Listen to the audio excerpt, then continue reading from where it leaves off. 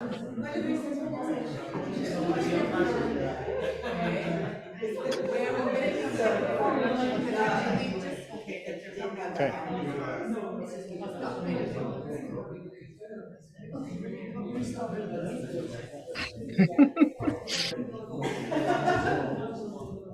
Do you have the box of ARC books hiding somewhere? Are they under the table? I haven't seen them. We're going to go live now, huh? Oh, right. We haven't seen Stan.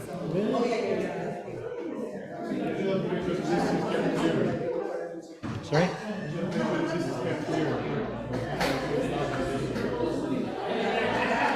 Yeah, can we...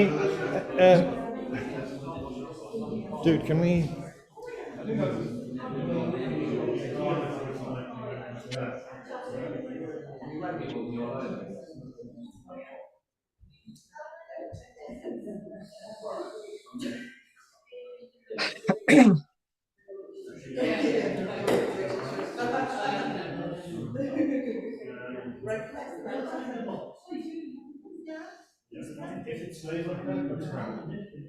Let's go with that. Is it the armour first? It is, yeah. It is, yeah. And you mentioned Tony and Angela, yeah, from ARC. Yeah, Here. yeah. Something I wanted to We ask. will have her books shortly. They just haven't been delivered, but they're on the way. Olkanate? Yeah, I think Olkanite, yeah. Yeah. Will I kickstart? If you're certain, right, One make is sure up there. you draw attention to this is a temporary solution, so nobody can walk around here. This HDMI cable is like Yeah, exposed, and it's the main issue. Like, do Stan. You can, yeah, you have to adjust the mic for yourself, but yeah, please, yeah. Just don't move. Yeah, just don't, yeah. Paul, you just need to keep an eye on this because this is very.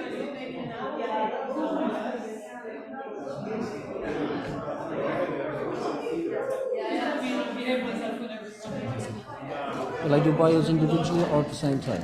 Individually. Individually. Yeah, and then Q&A at the end. I can't hear you. Huh? Sorry? In people's eyes, in the reader's eyes. Yeah, I know, that's why I wanted it over there. But here it is now, you know? Sarah, this is going to be in your eyes. What's going to be in my eyes? Can you stand there and take a look? Sure. It's going to be in your eyes there. Maybe not, because my eyes are very low, so.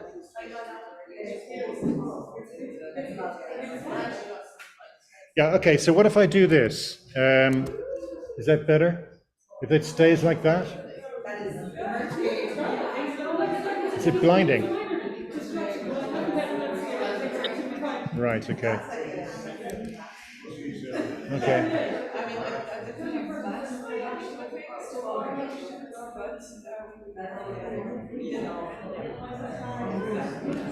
Sorry, dude, I don't know what you're doing, man.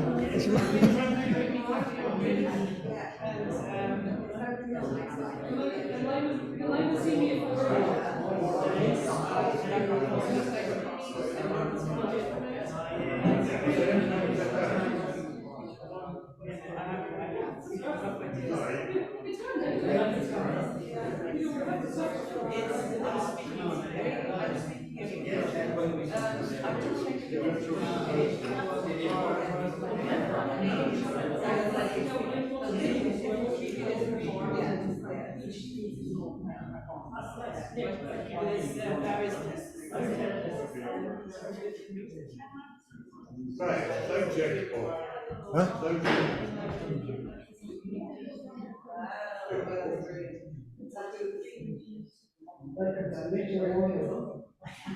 Can I get a lower my voice and smooth it? Can you speak a bit louder?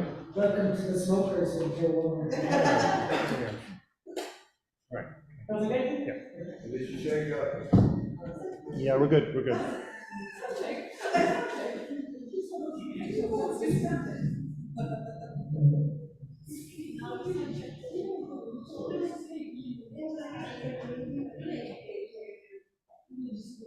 One, two.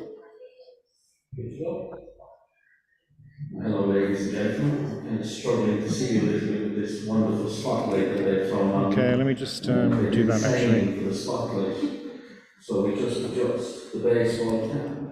Ovale has developed some notions in the last while.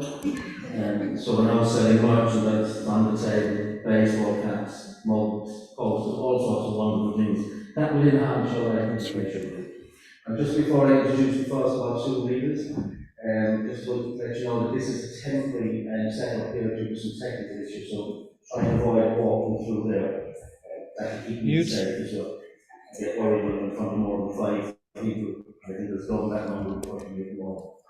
So this session of the Winter Warmer 2023 features Laima, Vincė and Sarah Clancy. Laima, Vincė is going to read first online due to the wonderful technologies that we have in the modern world. Laima is a poet, literary translator, writer of non-fiction novels, a playwright, artist, academic and educator.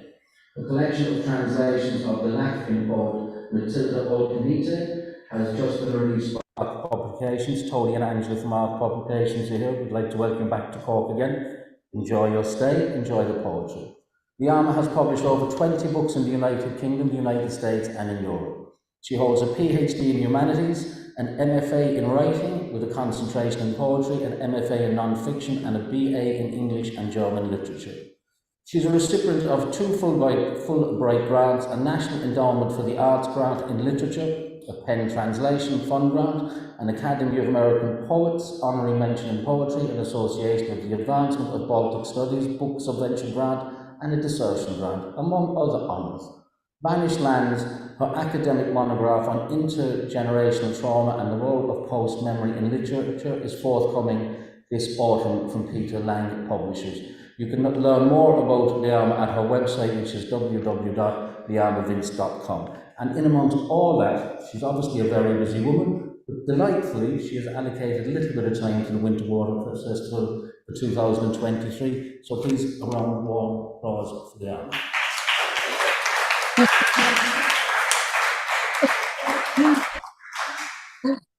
Thank you very, very much for that very warm welcome. And I'd really like to thank everyone over in Cork at the Obeel Winter Fest for inviting me and Matilda Olkinite to be with you today and to share her work. Just one small thing, Matilda Olkinite was actually not Latvian, she was a Litvak, which means a Lithuanian Jew. So, but she grew up in Lithuania. So she is a little-known poet, Holocaust poet, who died at the young age of 19. So I'd like to begin my reading just with a few paragraphs describing her life so that you have the context for her poems. Then I am going to read, I think, about 8 of her poems. We'll see, I've got my eye on the time.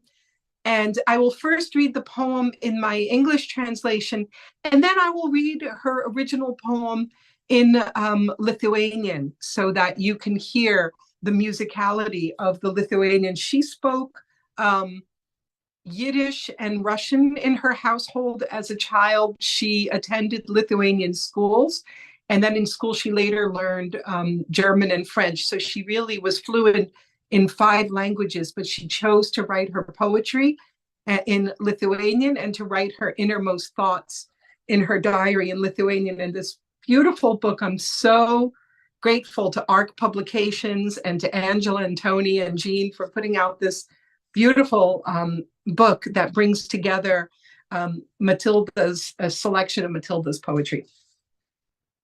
Okay, so I will begin. It's been a strange summer this year. Every goodbye is painful, and it seems as though everything is passing and will soon be gone forever. When I parted with my love, I felt as though I'd never see him again.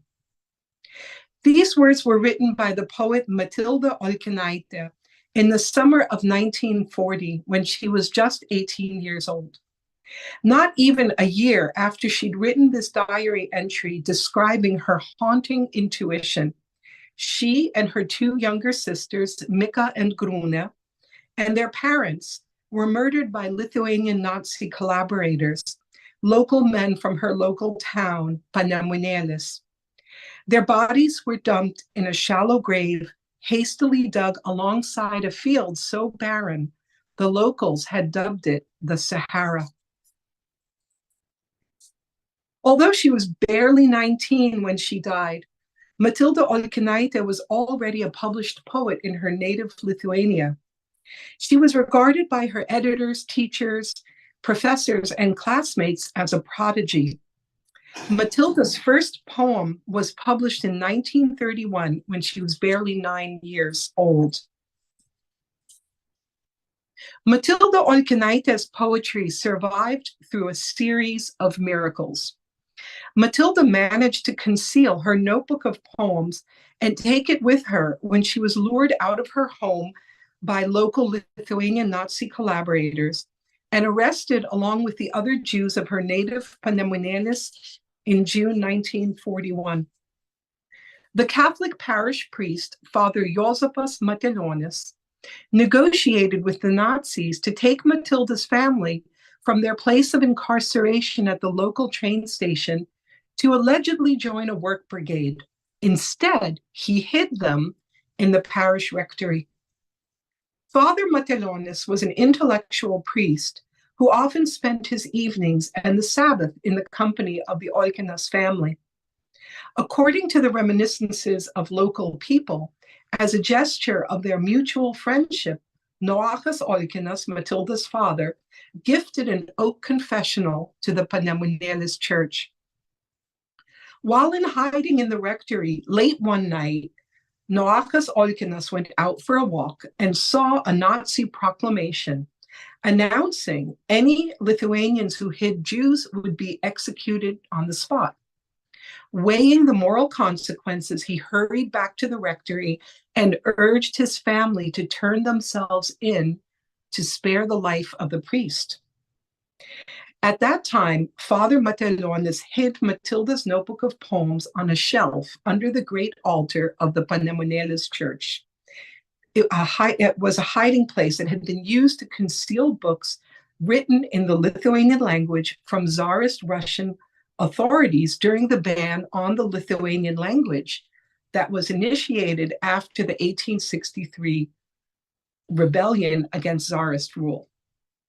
Matilda's notebook of poems remained under the great altar of the church almost to the very end of the Soviet occupation.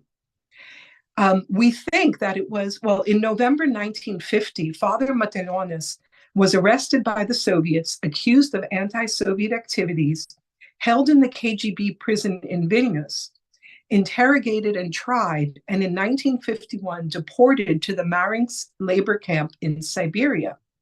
So if he had perished, nobody would have known about the diaries, and they would have deteriorated and disappeared.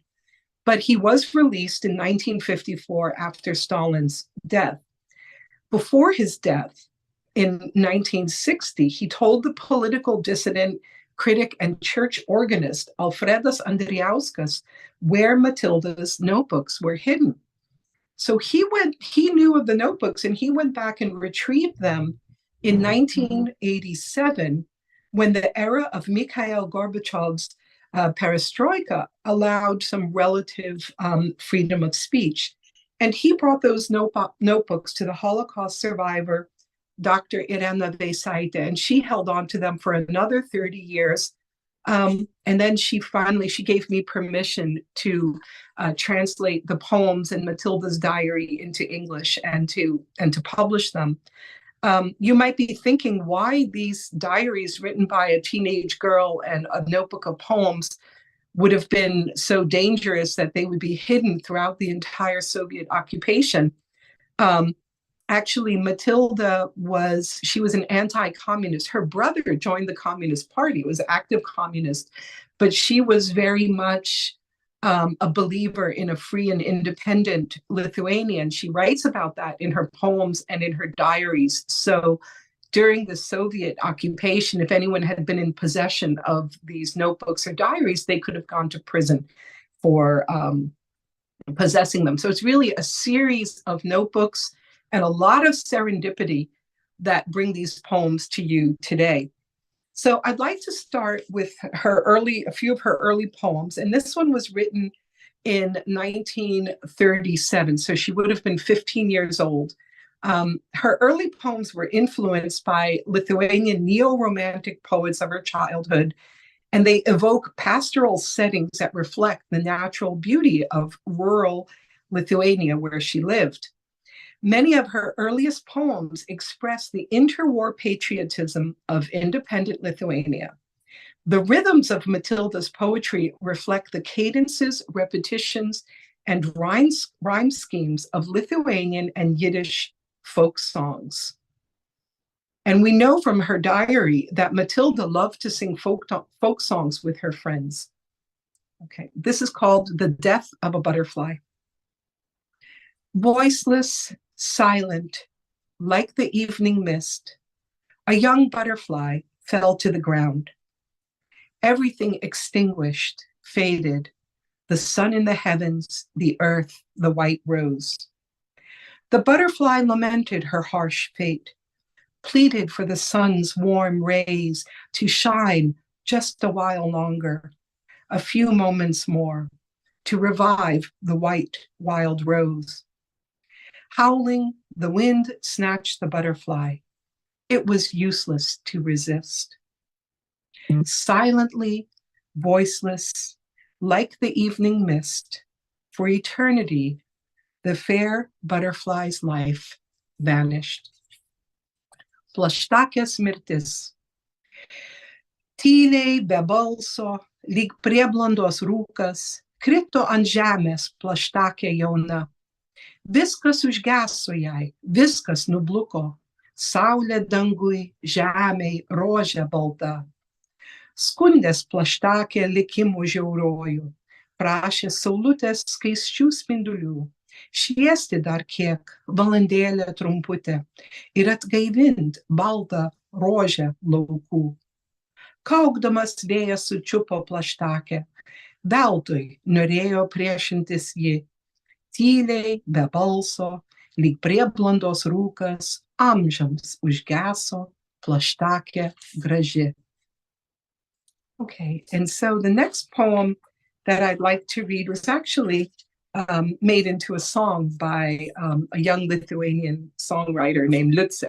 And it's called The Past. And this poem was written in Matilda's notebook of poems, December 19th, 1938.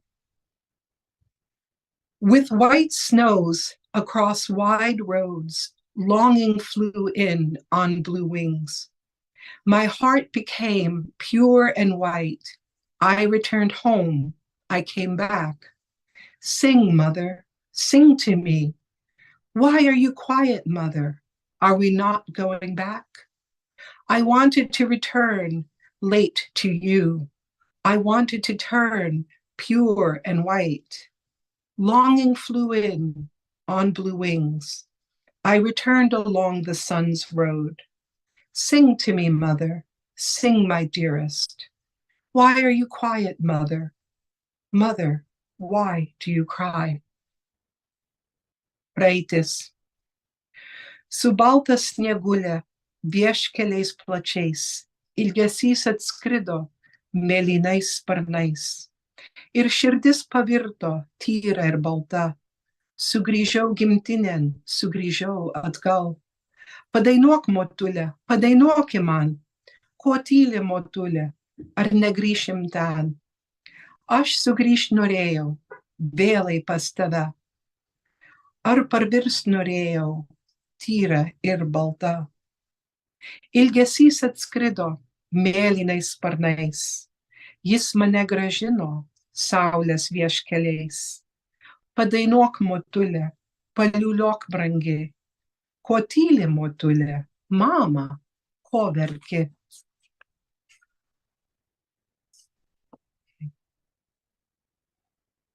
So this next poem is called During the Gnoseology Lesson. Gnoseology is a term from 18th century aesthetics, meaning the philosophy of knowledge. And this was a poem that was written hastily into Matilda's notebook, and it was never published during her lifetime. In this poem, Lithuania's Jews, the we of the poem, disappear behind three hills, a Lithuanian folkloric concept of entering a mythological place beyond the clouds, meaning beyond life. In this poem, in her consciousness and imagination, Matilda melds her dual identity as a Lithuanian and as a Jew in an array of folk symbols and inner logic tied to the rhythms of nature. Beyond three hills, the sun went down. It was dusk when we set out. A black angel carried off the sun. Beyond three hills, the sun has set. Farewell, farewell. We will never return. We've already gone beyond the three hills. And we did not find there our beloved sun. We only found the dark night. Beyond three hills, the sun has set. Oh, farewell, farewell. We will never return, and flowers will bloom in the early morning. In the early morning, we will never return. Už trijų kalnų saulė leidosi, vėlų vakarą mes išėjome. Juodas angelas saulę nunešė, už trijų kalnų saulė leidosi. Ak, sudie, sudie, nebegrįšime, jau atėjome už trijų kalnų ir neradom ten saulės mylimos, o atradom tik tamsų vakarą. Už trijų kalnų saulė leidosi. Ak, sudie, sudie, mes negrįšime. Daug gėlių žydės ankstų rytmetį nebegrįšime. Okay.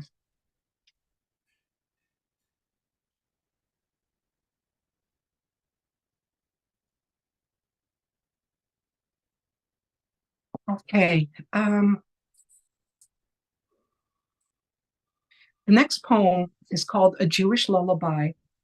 So as a student at Vilnius University, the style of Matilda's poetry shifts, and she begins to write symbolic visionary poems that prophesy impending tragedy for the Jewish people and for Lithuania. In the spring of 1940, Matilda writes this poem expressing her growing sense of foreboding about what it means to be Jewish in Europe at a time of rising anti-Semitism.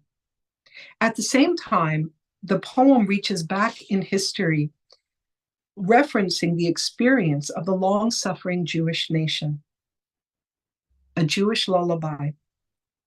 My tiny little baby, why won't you fall asleep? Longing overwhelms you tonight. Longing crouches beside your cradle. The nights are long and dark, and the road leads far off into the distance. On such a night, you will leave me, my tiny little baby, and suffering will wait for you like a beloved friend beside the gate. Great suffering and hardship will carry you silently through long generations. Long generations carry suffering from the cradle to the grave, suffering immense and deep and as endless as the night. Fall asleep now. It is a long road that will lead you into the night. Go to sleep. I will sing to you, my tiny little baby. Okay, so just because we're running out of time, I'm just going to read the English, and then the final poem I'll read in Lithuanian as well. So 8 months before her death, Matilda wrote this poem in her diary between diary entries. As life under Soviet occupation grew more desperate, this visionary poem predicts her own death. She laments the loss of opportunity for a life as a poet, as a young woman who has not yet had the opportunity to live, to love, to give birth, to care for her baby, to develop her voice as a poet. This poem is dated November 14, 1940. Oh, how many have gathered in my home of mourning. I hold an infant in my arms, and my infant is death. They brought a silver sash and armfuls of lilies white, and I cannot thank them, and I cannot smile. All around me are lilies, white, white, and faces wearing bright smiles. But my hands are so cold. A black ribbon is tied in my hair. Someone has trampled my love, the whitest of white blossoms. And among the wilted lilies, I see my love and call out. Oh, how many have gathered, and no one will see love.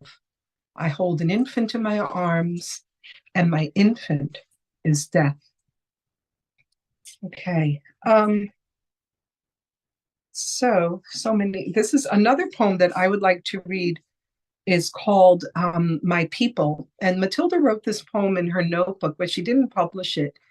And she actually wrote it on November 26th, 1938, which was actually a week after Kristallnacht in Germany. And I do know from translating and researching Matilda's diary and interviewing her childhood friends that she really read the newspaper. She was one of these people who followed the news. So, I mean, it's my conclusion that this poem was written in response to Kristallnacht in Germany. My people. A pair of dark eyes ignite once again with a pain that cannot be extinguished. And they just keep walking past and away. But for me, Lord, there are no words. Do you hear? Do you hear that awful laughter? The hills, even the hills shake with the sound.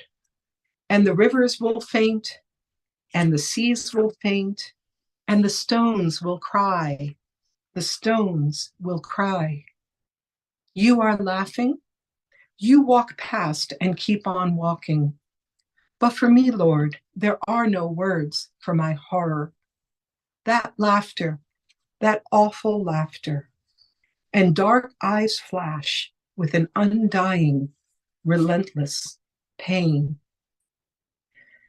Okay, and the next, I only got two more that I'm going to read. So the next poem I am going to read is a poem that I had the great fortune of being able to meet and spend time with a woman named Lucia, who was Matilda's closest childhood friend. They grew up together.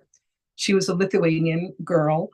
And Matilda writes in her diary about during the first Soviet occupation in their small town, Lucia's grandparents and parents lose their home and the mill, which was their business, and they're forced out of their homes.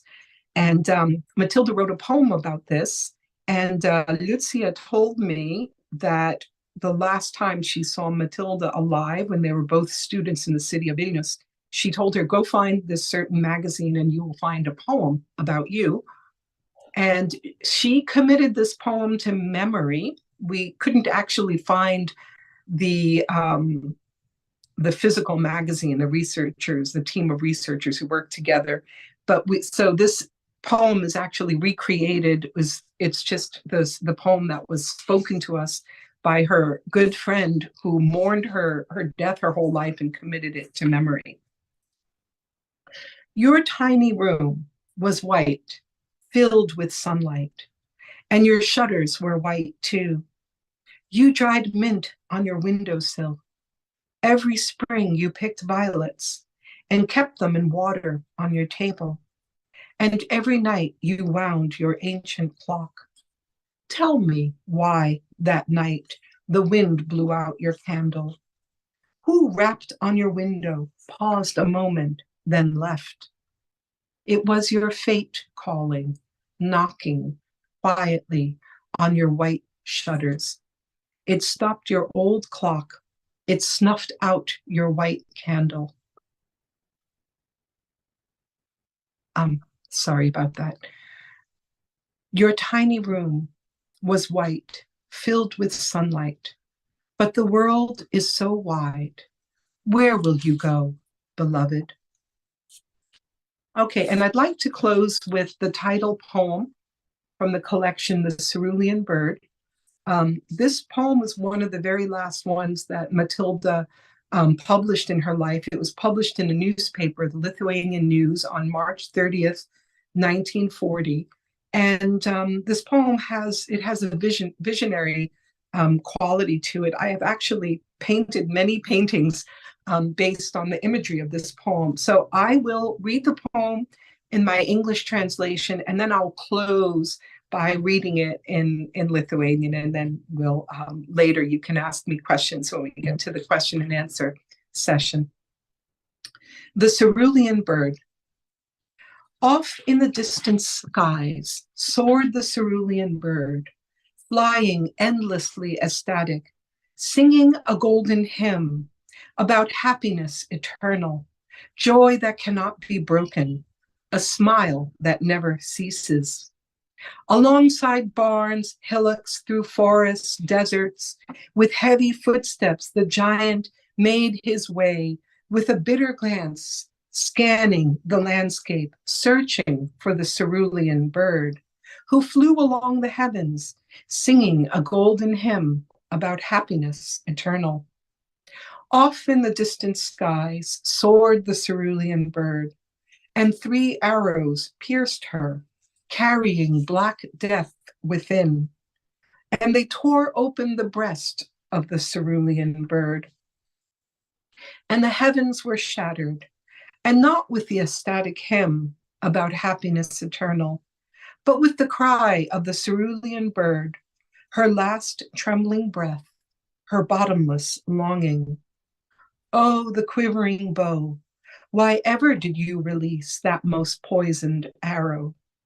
Who will sing now about happiness exquisite, ecstasy that never ceases, and a hymn that rings eternal? Mėlynas paukštis.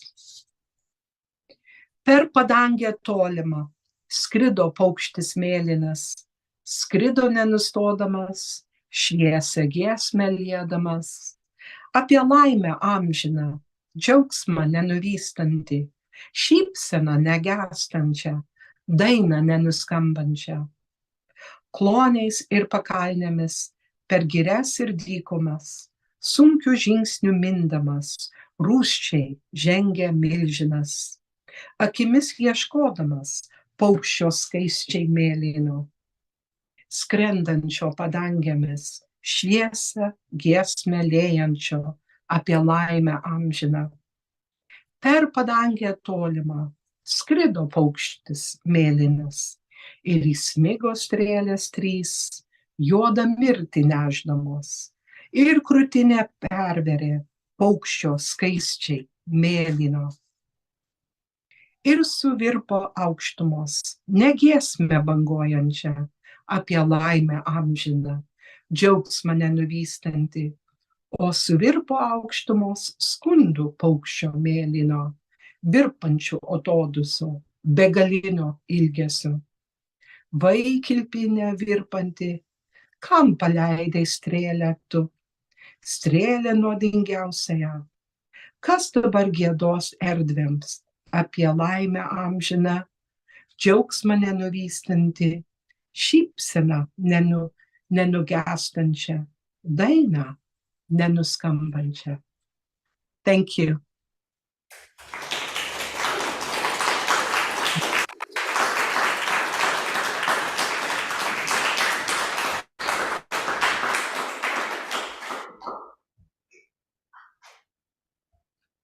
Thank you. 1, 2, we on? 1, volume there. Okay.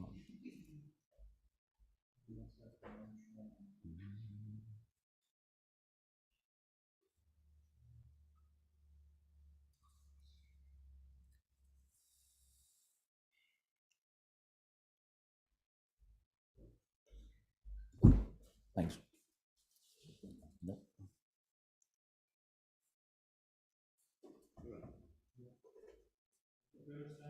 1, 2.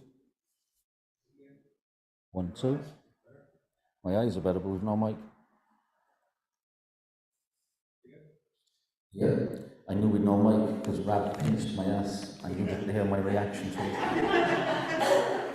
Very bold. Very bold. But I enjoyed it. Laima, thank you very much for that lovely reading. So many things striking in it. The first one, that if my maths is correct, 83 years ago, around this weekend, some of those poems will be put to paper. That's a very striking thought. More striking is the fact that one of them exists solely because her friend took it into memory and we wouldn't have had it. And I think the whole feeling for me was summed up in the last line of the title poem, The Hymn That Rings Eternal. So thank you very much indeed for that. Now,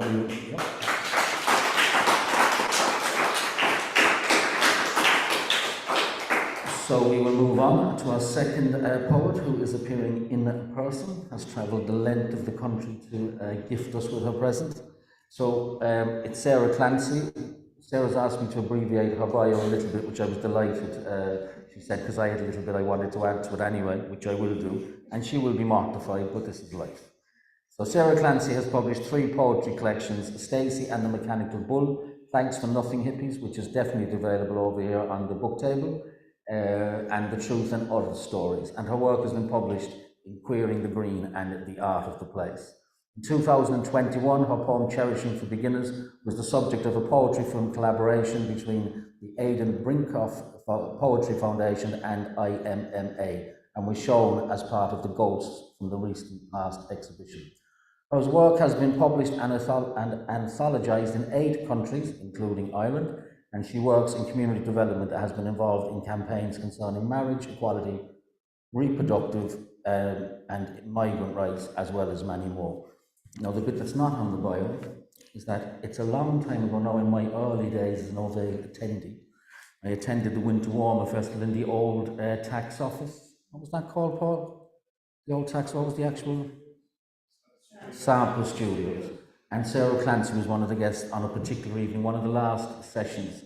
And afterwards I said to her, no matter what else happens for the weekend, you were the highlight of the weekend for me. And she was suitably embarrassed. But she is Irish, she is a woman, and she is a poet. So there'll be no other reaction to a compliment apart to be embarrassed. So you're in for a treat, ladies and gentlemen, Sarah Clancy.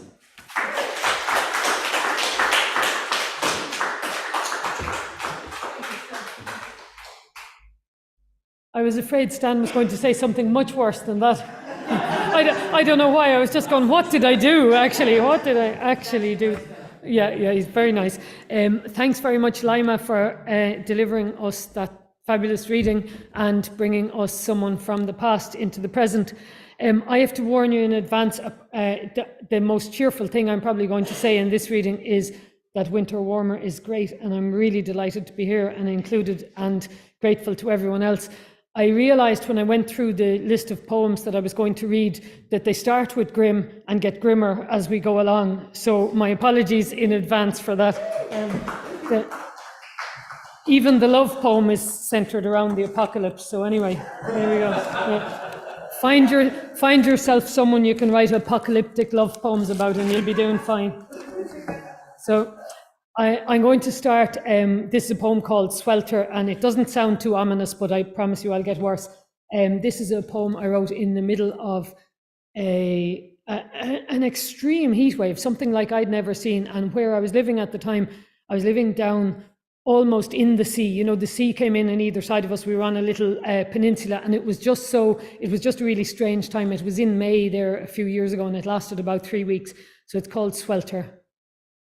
In the low haze of the coast, we're drowning in a heat wave, and everything is playing out of tune. Our inlet sparkles flatly. It's ludicrously turquoise, and across the water, Scanlan's Island is yellowing in front of our half-closed eyes. Our house is ajar fore and aft, the room's full of fly buzzes and disquiet. A half-dead breeze is fighting with itself and losing, and as night falls, the sunset glares, and with our burnt skin and eye squint, our cheap wine drinking, we're as out of sorts as a car full of overtired children. That night, the house dog tries to sleep outside under an outlandish strawberry moon. This weather is incredible. We don't know ourselves. We've slipped the bounds of reason and are drifting away from any recognizable routine.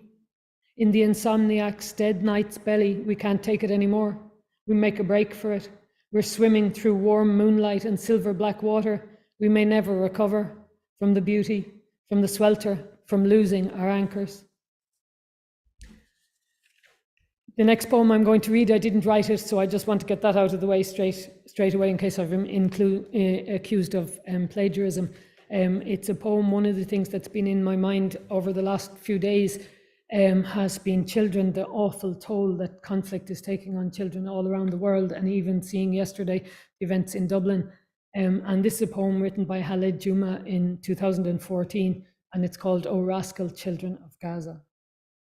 O rascal children of Gaza, you who constantly disturb me with your screams under the window, you who filled every morning with rush and chaos, you who broke my vase and stole the lonely flower on my balcony, come back and scream as you want and break all the vases, steal all the flowers, come back, just come back.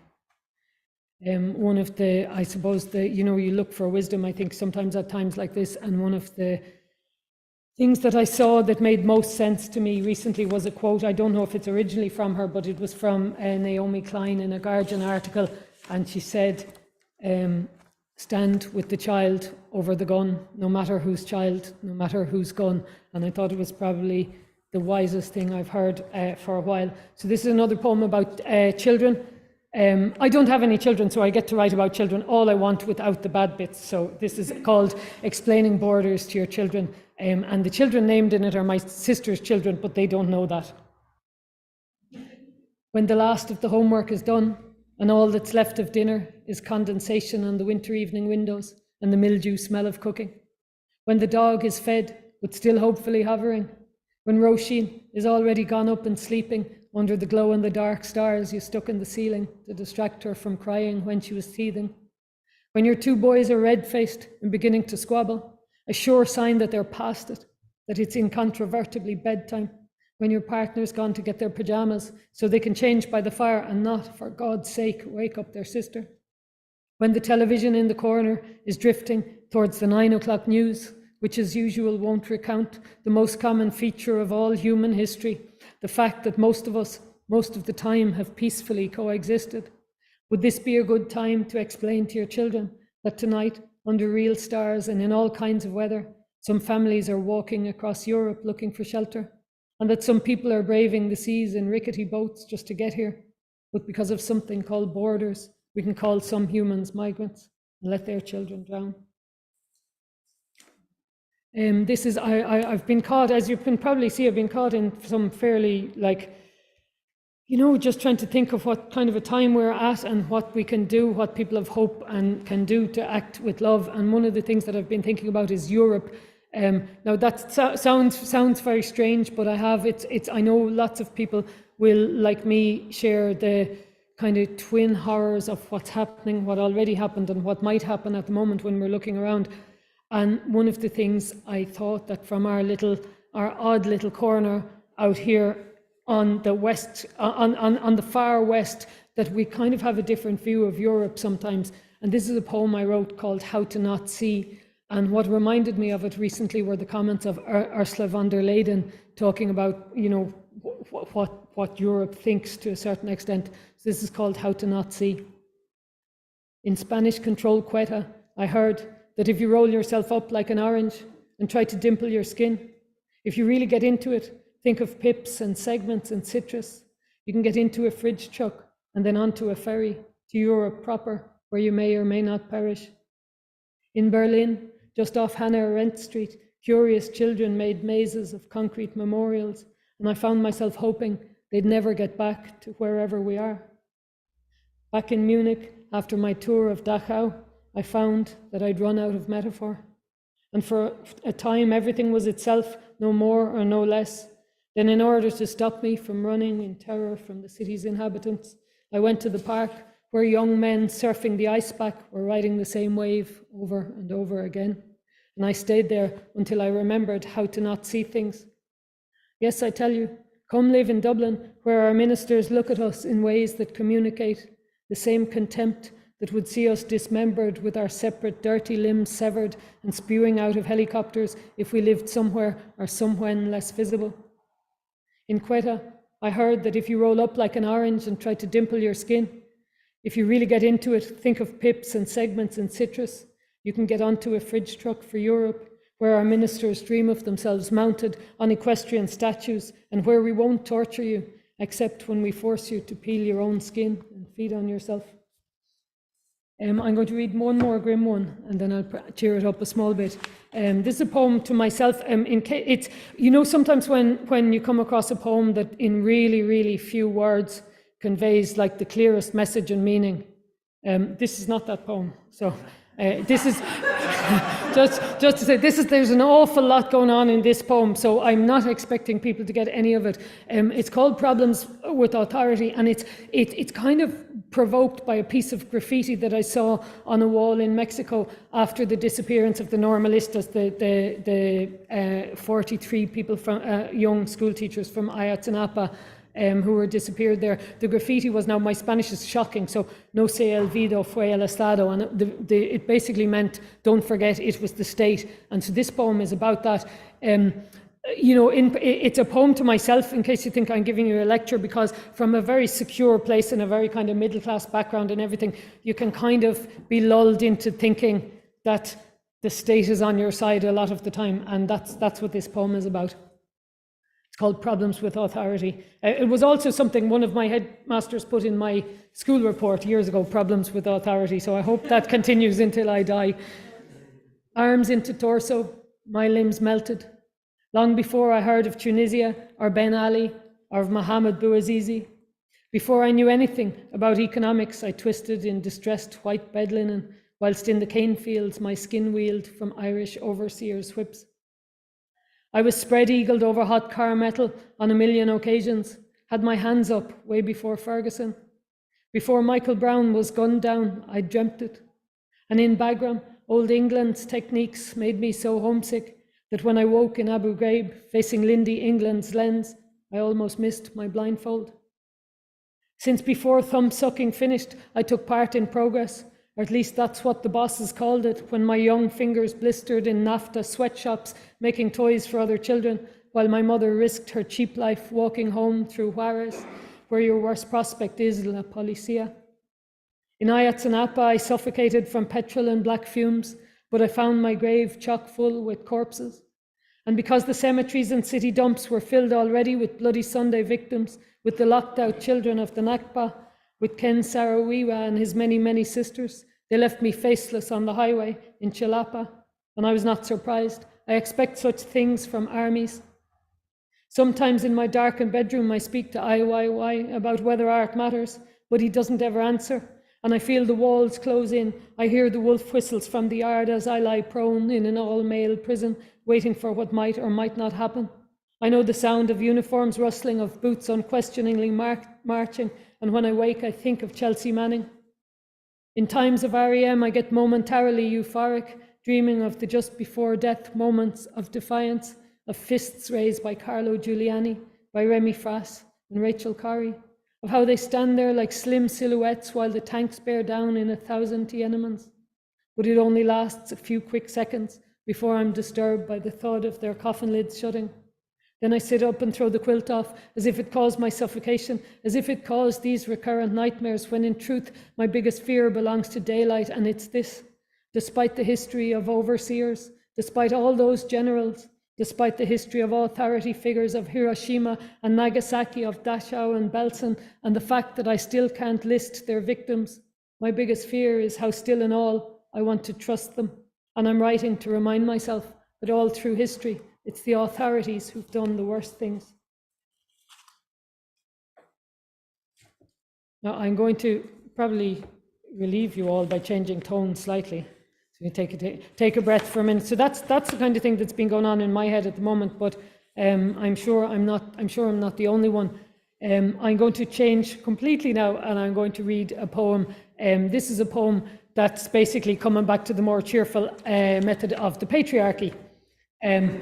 But it's, as my father said, I read this to my father once, and I said to him, he said to me, where were you? And I said, I was just out for a walk. And he said, out walking the doggerel, was it? So that's what this, he has that dry sense of humor. I wrote this, I was just thinking, I love country music, right? This is the least cool thing about me. I'm not country and western quite, but I love folk and I love country and I love anything that's kind of a storytelling song. And the one thing about it is that it's always the man walking out. Like, so the woman is still stuck there. So the man rides off into the sunset. So this poem is called The Woman Walks. This time the woman's doing the leaving, and it's your problem if the children have to be collected or taken to the doctor. This time you don't get to be the slim rider slinking off into the sunset. This time it's her who gets to ride that old chestnut westward, eating men for breakfast, and she won't wonder how you're doing or whether young Jennifer has lost a tooth yet. She'll be busy getting laid and breaking hearts, leaving unpaid bills behind her, and the only time she'll think of you is when she's a beaten docket, feeling melancholic in some long past its best motel room with nothing in her pocket, and she'll expect you to forgive her. After all, you can't tie down a dreamer, and she warned you from the outset that she was not a keeper. And then a year or so will pass until you're almost cured of your affliction, but she'll land in unexpected, laden down with presents for the children, and she'll charm them so they won't know what's hit them, and you'll think this time everything will be different. But then she'll blow the rent on a get-rich-quick that no one would believe in, and you'll catch her making out with the nanny on your couch, and before you know it, she's departed. Next you hear she's been done for fraud in Florida, and you're left trying to arrange a prison visit for the kids, and yes, she expects that you'll still love her, and you will, you fool, because that's the way this cookie's crumbling, that's the way your foolish, manly heart is built. This time the woman is heading for the sunset, and boy, you damn well better get used to it. Have I time for one more? Yeah, so I'm going to finish with this one. This is the apocalyptic love poem that I was telling you about. I used to write all these, like, really, I thought they were great love poems because I was so shocking at relationships that they provided me endless material because I could get them wrong in hundreds of different ways. I'm now in one that I don't seem to be able to get wrong no matter what I do, it's fine. Like, so, and so this poem it takes a little bit of explaining because I was asked to write, this is name dropping now, but I was asked to write a poem about climate breakdown, basically a satire about climate breakdown for the BBC. In Ireland, when we say the BBC, it's like our post-colonial thing. Any fool can be on RTE, but like when the BBC are looking for you, you have made it. When your former colonial power love you, you're in there. But anyway, I absolutely couldn't. Everything I tried to write, people were already doing it. So I was like, oh, they're going on tourism to islands that are being submerged, or, you know, they're heading off for Mars. And I was going, no, this is actually not satire, this is just the news. So, but this came out after I gave up. This poem kind of came out. I have to explain, the Anthropocene is the era that we're in now. I mean, some people don't like the term, but basically means the entire environment is affected by man's behavior. I'll say men there rather than using a gender neutral pronoun. But and a prepper, does everyone know what a prepper is? No. Okay, so preppers are kind of like, it's a thing in the United States, you know, where people have bunkers and a lot of guns and they have kind of freeze-dried foods and everything so that they'll be fine when the apocalypse happens, they'll be okay. It's a big movement. It's like a prepper movement. And, you know, it's basically really, you know, it's really assuming there's no hopeful future. So this is called Prepper Annie and the Anthropocene. So Anne is my partner. So it's a love poem. Anne thinks my habit of having several daily showers might have to be the first casualty of the coming era. And worse, she suggested that we might have to make our own deodorant or get used to body odor and pass no remarks on it. It's only natural, Anne said. I was wondering how we'd get our hands on coffee and if we should stockpile it already. But Anne thinks if we had it, some other addict might pick up its aroma and come craving across the lowlands, intending to do us harm. And all things being equal, neither of us has much skill in hand-to-hand combat, so it might have to be cold turkey on the coffee for us, Anne says. Anne thinks we'd be as well off, as far away from others as is possible. People really can't be trusted when the pressure's on. And Anne said, when I asked her, that the chances of us buying discount fruit in Tesco's or getting home deliveries would be slim to none at best. But she'd Googled horticulture, how to do it, and windmills for beginners, and neither enterprise is anything she can't handle, Anne says. Anne thinks my experience with farming and livestock husbandry would stand us in good stead. and her dad was a butcher. So between us, we could probably make a living thing dead. Although I don't have the heart to tell her that while I spent a lot of time with animals, that was because I was otherwise friendless, and I've never really skinned one for its hide or made my shoes myself. Anne thinks our ability to predict the weather could be somewhat better. And when she quizzed me, I had to admit that I haven't got a notion of how electricity is generated or how to work an aqueduct. And I don't know Morse code or radio frequencies or the principles of combustion engines. And if the truth be told, I'm even pretty vague on how fires are lit without matches. And all the time she's getting sorted here, and I'm feeling less and less able for the Anthropocene and what it might mean. But I have to tell you that I saw her yesterday collecting bits of sheep's wool from fence posts and making little ropes with it. And this morning from our bedroom window, she's lassoed 7 seagulls and is outside this minute training them to fish for us. So I'd have to say that together we're ready for the Anthropocene, unless Annie ever realizes how useless I am and leaves me to fend for myself. Thanks very much, everyone. Thanks for listening.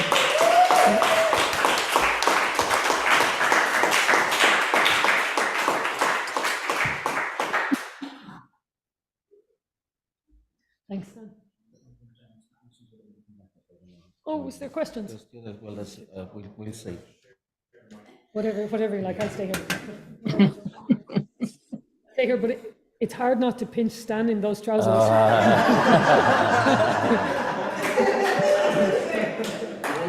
Just before you get excited, there is a fee for that. Thanks, Sarah. I don't even know where to begin. What I will say is this. First of all, I'm so glad that's being recorded, because I'll just have to go and listen to it again. Absolutely brilliant. Thank you so much. Devastated to know that I'm not the only person who had problems with authority written on a school report, mind you. I thought I was leading the charge on that one. And I'm going to give you a little musical quote, because it reminds me of you, but it's not from a country music artist. And it says, "There's nothing wrong with being a bit cocky and all the time threatening the system." I think that kind of sums you up. Said by the great Phil Lynott, the great Phil Lynott. So thank you again, Sarah, thank you. Now, there is a question and answer session, and Laima said earlier on, when she was getting ready to finish up, you can ask me questions afterwards. I'm not sure if the format, if I can use that technical term, is for you guys to ask as many questions you want, but I'm open to that. So if anybody has a question, throw up your hand and we'll drag you up. In the meantime, I have 2 questions, both addressed to both poets. Sarah, you might take the first one for me. So one of the things that I've always been interested, because I won't tell you my story, but I feel I got kind of drawn into poetry in a slightly weird way. And one of the thrills I have been involved with Ovale and other creative outlets is watching people begin that process. And I'm always kind of interested in what first drew you to poetry as an outlet. Come into the mic. Sure, yeah, I can, of course. You know, I grew up kind of surrounded by poets, surrounded by poets and artists. My mother went back to university in midlife. I'm the youngest spoilt child of a big family, and she went back to university. She got really involved in arts and literatures. So I kind of grew up surrounded by all sorts of people. So what I understood as a poet was someone who went to things to get free wine, didn't have much money, and, you know, kind of basically were kind of layabouts. Our house was full of them. So it was never something that I really aspired to, even though I liked reading and everything. But I think, you know, I think that kind of investment in, like, I don't mean money now, but in what we might read and what we might see, what we might learn. I think that kind of, you know, it does stand to you. I was obsessed with horses, like when I was a kid, nothing but buying and selling horses. Like, so I was basically Del Boy until I was about 25 or 26. And, you know, I kind of slowly, you know, just grew into other things after that. But I think the bedrock probably was there, provided by my parents. And I think, you know, part of that really was, you know, like part of that is I was able to come back to it because it had been already there. I know lots of people who had to come to it all by themselves. It wasn't in their, you know, it wasn't in their background. So in a way, that's kind of like, you know, it was kind of like a cheat, you know. And I think sometimes because of politics, because of what I'm interested in, people assume that's not the background that I came from. But in fact, it kind of is. I just left it and then came back to it. When I started doing poetry, I was, like when I started getting interested in it, I was, you know, I was involved in all sorts of campaigns, and I just felt there was something else, you know, I was becoming like a loudspeaker. And then I started writing poetry, and it kind of took me on a mad trip you know, it took me on a mad trip of just kind of learning who I was in the world and what I was in the world for. Things that I was saying beforehand, I learned which ones of them I meant and which ones I didn't. So, like, I'm really grateful to it, although I wouldn't say it's a route to happiness. So I think my early impressions were right. Neither wealth nor happiness ensued.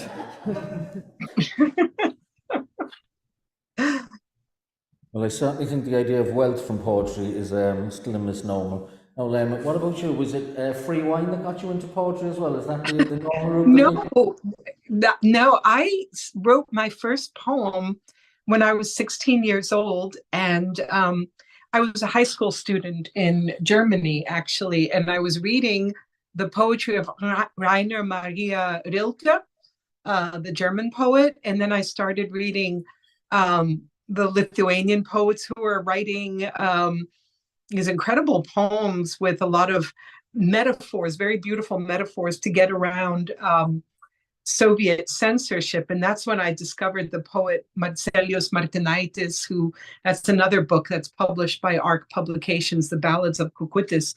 So I was born in the United States. I grew up in the United States, but when I was 16, I had a scholarship to study at the Lithuanian high school in Germany for 2 years.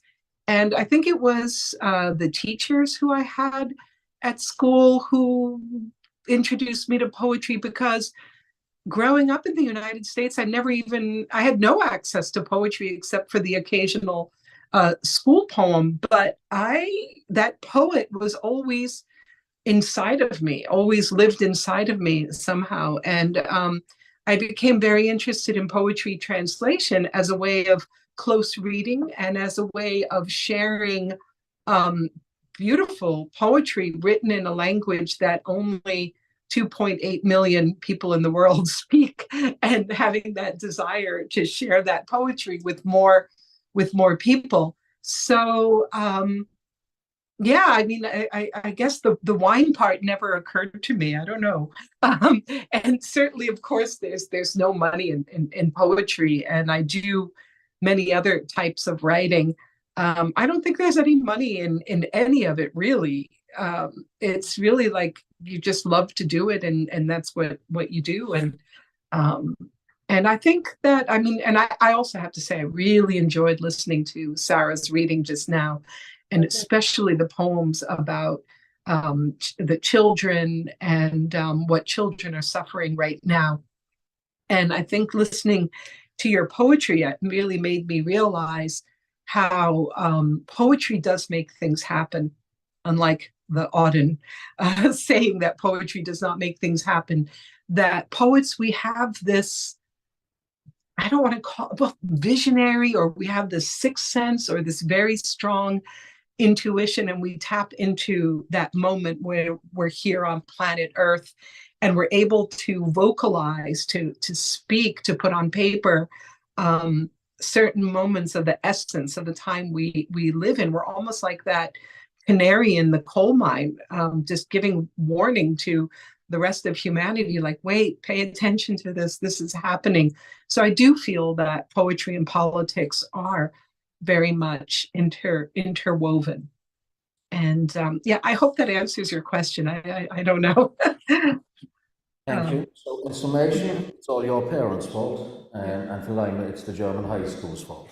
Okay. Now, I want to thank you for actually answering the second question I have. I don't have a third one. I didn't think I'd need a backup one, so I'm just going to ask it again anyway. So given the amount of noise that's in the world at the moment, and like I would make a very strong argument that the biggest problem we have in the world at the moment is 24-hour media. It's like non-stop. So can I come to you first on this one, Laima, if that's okay? We'll keep Sarah a little bit longer because I'm still waiting for my arse to be pinched. And that sounded like a promise to me. We've lost the mic. Hello? Oh, we're back. That was because of your filthy talk. Censorship, what would you be? Where would we be without it? So, Laima, where do you see the role of poetry and poets and their voice in this insane, mad, media-saturated world we currently exist in? I think that poets need to be given a more prominent, stronger voice by society. I think that, especially in the United States, poets tend to congregate inside the walls of the university. Okay, so the universities have become that place that house and feed the poets. So, and I think that poets need to move beyond the ivory tower and more into the mainstream of life. It's like I said, there is something about the poet's mind and the poet's heart and the poet's soul that we pick up on what is most painful in the world. And I think the poems that Sarah just read are such testimony to that. And I think that Matilda's poems are testimony as well.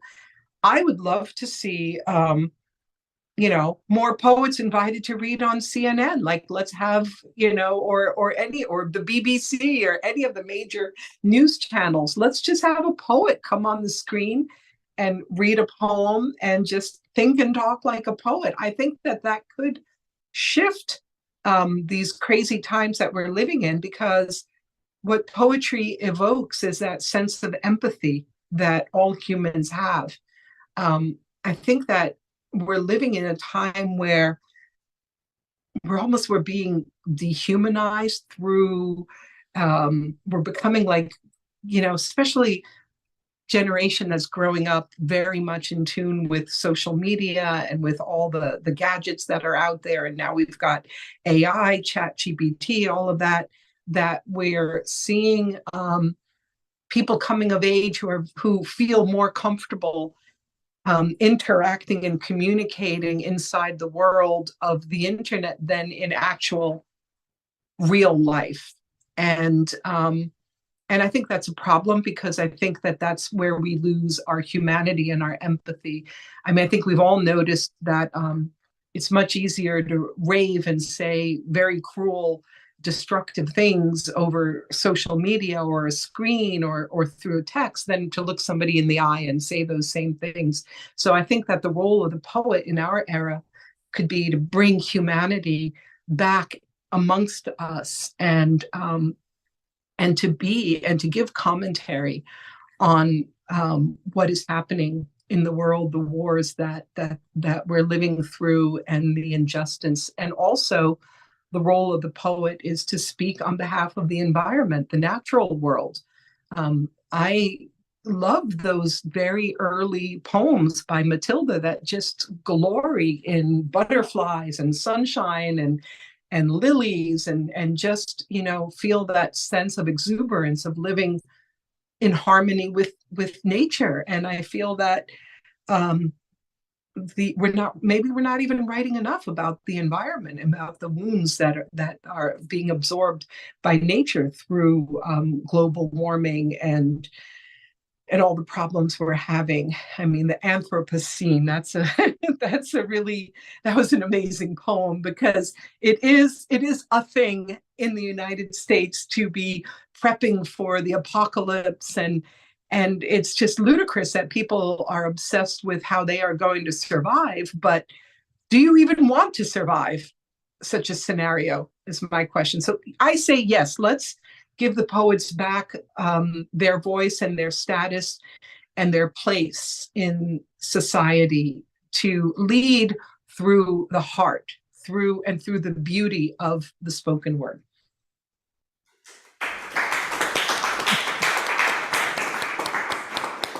And the same question to you, Sarah. Last one, I promise.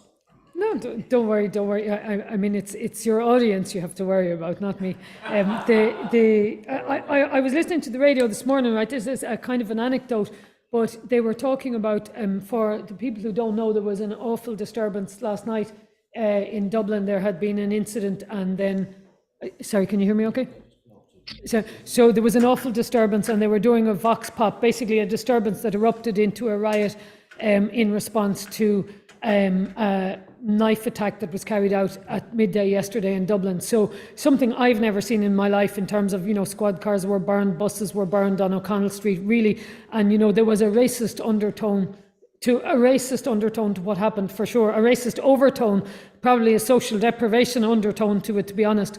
But on the radio this morning, they were doing a vox pop asking people what they thought. And this guy, out of the blue, said, I'm really disappointed to see what's happening, and I'm really sad about it. And he quoted the poet Moira, straight off the cuff, Moira McEntee. No, I don't have the Irish language, but he was saying, you know, new blood refreshes us, new blood refreshes us. And I was just thinking that idea that we still, no matter, even in this kind of really difficult time, that we still live in a country where a random person walking down the street would be able to resort to an Irish language poet to get the exact term needed for the exact time. I was really moved by it. I think it was probably because I was thinking about poetry, thinking about coming to a festival. I was just going, that's what, it's not that poetry can save anything. It's just that keeping the space for complex thoughts, I think, and for complex emotions and complex, you know, that in a time of polarization, just being able to go, I don't understand this, or here's a variety of ways of looking at it. Those are some of the things that poetry and song, you know, and other art forms, everything, that just giving ourselves space to not be judge and jury on every aspect of what's happening. And I'm guilty of that a lot of the time. So that's what so if anyone wants to listen back, it was Radio 1 this morning, out of nowhere, Moira McEntee. And I think an awful lot of people wouldn't even know of her. You know, it's not like, it's not like she's Seamus Heaney or something. It's, you know, it was a well-known poet in probably a couple of generations ago, really, to be honest. That's probably my answer to that. You can sit down now. I can sit down now. Thank you, Stan. Thank you. So I think the reason I asked that second question was I went to see Billy Bragg on Monday night in Cyprus Avenue. Myself and Colin bumped into each other, so he'll probably remember this. And Billy Bragg said something that I've heard him say before, but it struck me on Monday. And he said, music can't change the world, but music can make us believe that the world can be changed. And I think right now we need as many possibilities to make us believe that what is going on in the world can be changed. And I certainly would say that listening to both the poets this evening, especially when you're hearing poems that were written 80 odd years ago by a young girl, brought back to life into a modern world that is still relevant, and listening to Sarah going, you know, rattling on and anti-authority, it does give me hope that those of us who are prepared to raise a voice have a possibility of making the world in some way a better world. That's my take on it. So once more, can I ask you for a huge round of applause for Sarah Clancy and Laima.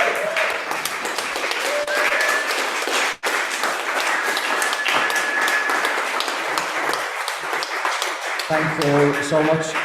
So we're finished for the moment. We're back at 7 o'clock. We run right through to about 11 o'clock if you want to come back, but you can go and refresh yourself. But just before I go, I am contractually obliged to tell you something. And when I say I'm contractually obliged, if I don't say this, I won't get the fee I'm not getting anyway. And that's just to remind you that there are donation jars there, and obviously Ovail and the Winter Warm and every creative pursuit in this country relies on donations. Thank you so much for being here. Thanks again to Sarah and Laima. See you at 7.